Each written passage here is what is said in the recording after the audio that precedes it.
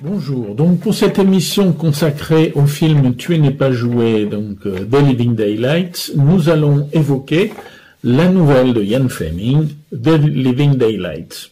Alors ce n'était pas le titre originel, Fleming avait pensé à Trigger Finger, donc ce qui veut dire en fait le doigt qui appuie sur la détente, et finalement elle est sortie parue dans le Sunday Times le 4 février 1962, et elle a été de nouveau publiée la même année, en juin 62, dans le magazine Argosy, sous le titre donc Berlin Escape, ce qui veut dire en fait évasion de Berlin.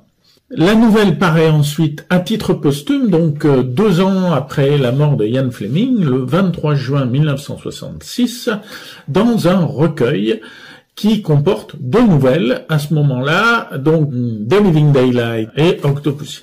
L'année d'après, lorsque le livre donc Octopussy and the Living Daylights est réédité en livre de poche, il récupère une 3e nouvelle qui avait déjà quelques années, The Property of a Lady. Elle récupérera même en 2012 une autre nouvelle, 007 à New York. Celle-ci n'a jamais été par contre publiée en France, sauf par le club James Bond.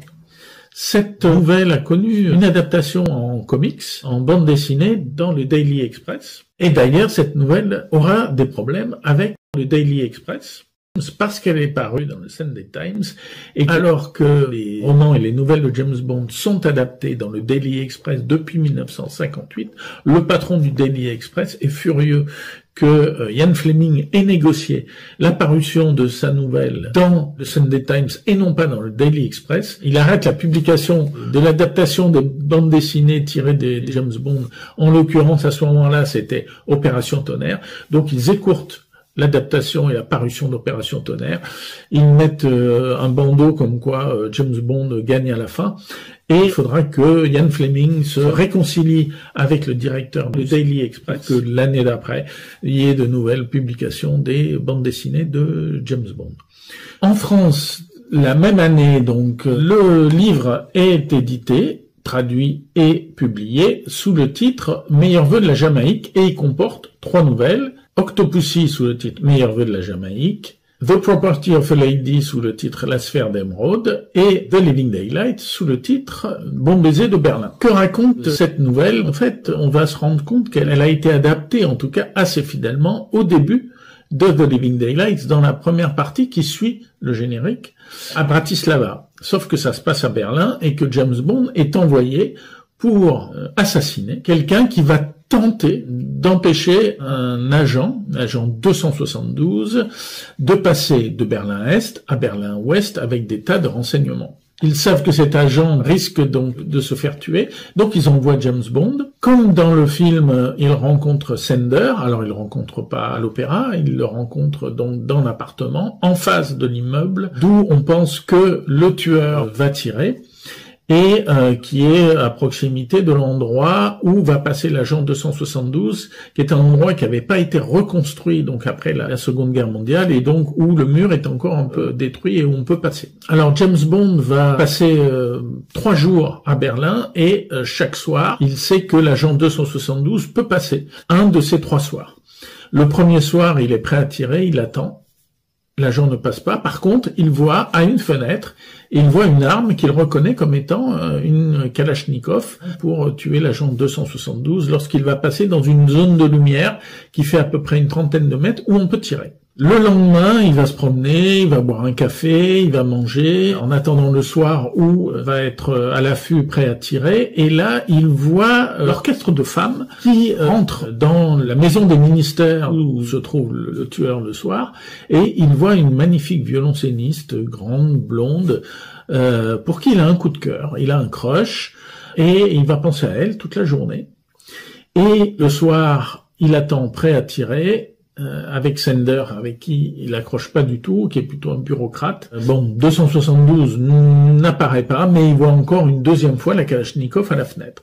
Et le 3e soir, à ce moment-là, il voit 272 qui essaye de passer, et il reconnaît à ce moment-là un tireur, qui n'est pas un tireur, qui est une tireuse, et qui est la violoncelliste, et comme il a un coup de cœur pour elle, eh bien, il ne la tue pas, il la blesse au bras. Et ensuite, 272 peut s'échapper. Globalement, la nouvelle a été adaptée dans le film. Bon, on remplace Berlin par Bratislava, ça a été modernisé, on n'est plus au début des années 60, on est presque à la fin des années 80, entre le milieu et la fin des années 80.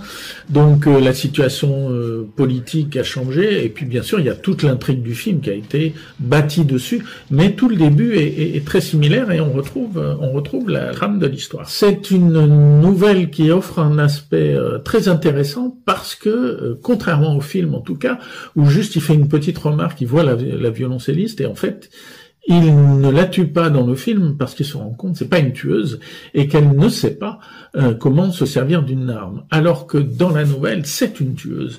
Et James Bond sait que c'est une tueuse. Et par contre, c'est parce qu'il a eu un coup de cœur, parce que pendant 2-3 jours, il l'a vue et il a pensé à elle. Il dit à un moment, c'est écrit, il n'avait pas vécu ça depuis qu'il était adolescent, qu'il avait eu un coup de cœur d'adolescent. Et là, c'est parce qu'il a eu ce coup de cœur. Et donc, Sender le sermonne et menace donc d'écrire un compte-rendu où il va mettre que Bond n'a pas voulu la tuer, qu'il a vu qu'au dernier moment, il avait dévié son tir, et Bond dit qu'il s'en fiche, on les retire de la section 00, ça ne me plaît pas de tuer, et il se dit que peut-être la jeune femme, en tout cas, sera exclue du KGB, et peut-être même qu'ils la feront tuer. The Living Daylights, donc Bon baiser de Berlin, est une nouvelle très bien construite, très bien écrite, qui nous plonge un petit peu dans les pensées de James Bond et dans ses émotions, et on se rend compte que le personnage peut aussi être très romantique et avoir un coup de cœur pour une fille qu'il voit comme ça et qui ne connaît pas, et qui finalement s'avère être une dangereuse tueuse du KGB. Voilà, je vous conseille en tout cas de lire cette nouvelle si vous voulez prolonger un petit peu votre expertise et votre connaissance de James Bond.